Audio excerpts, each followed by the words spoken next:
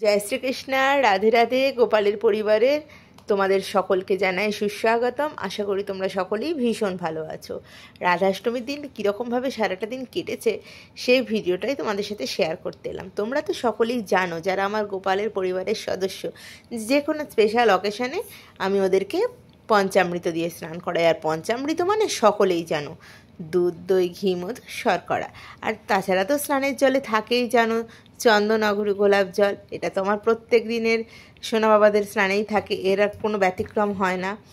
তো যাই হোক, সেটা দিয়ে সোনা বাবাদের যেমন স্নান করিয়েছি, তাই পুরো বৃন্দাবনই একসাথে স্নান করে উঠেছিল।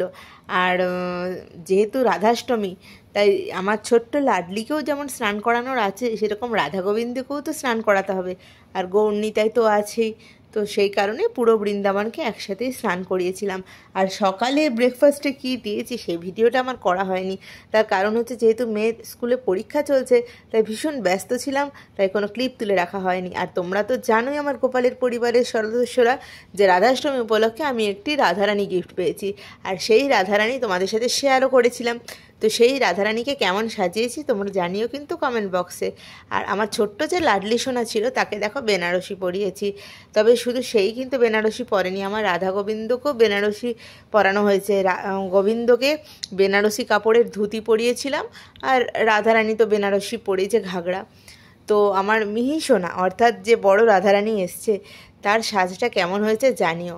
এই দেখো, এই হলো আমার রাধা গোবিন্দ। আর সেদিন পদ্ম ফুল এনেছিলাম। তোমরা তো জানোই রাধারানীর প্রিয় ফুল পদ্ম বা চাঁপা। চাঁপা যেহেতু পাইনি, তাই পদ্ম ফুলটাই দিয়েছিলাম। আর হলুদ তো রাধারানীর ভীষণ প্রিয় ফুল।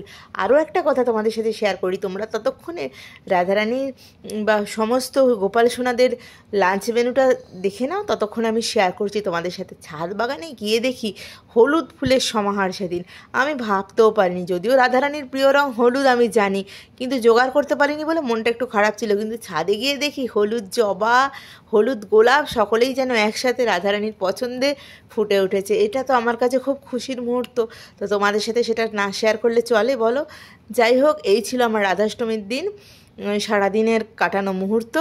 এখন এইটুকুই, আবার আসবো নেক্সট ভিডিও নিয়ে। ততক্ষণে সবাই ভালো থেকো, সুস্থ থেকো এবং অবশ্যই সাবধানে থেকো। প্লিজ আমার চ্যানেলটা সাবস্ক্রাইব করে আমার পাশে থেকো। রাধে রাধে।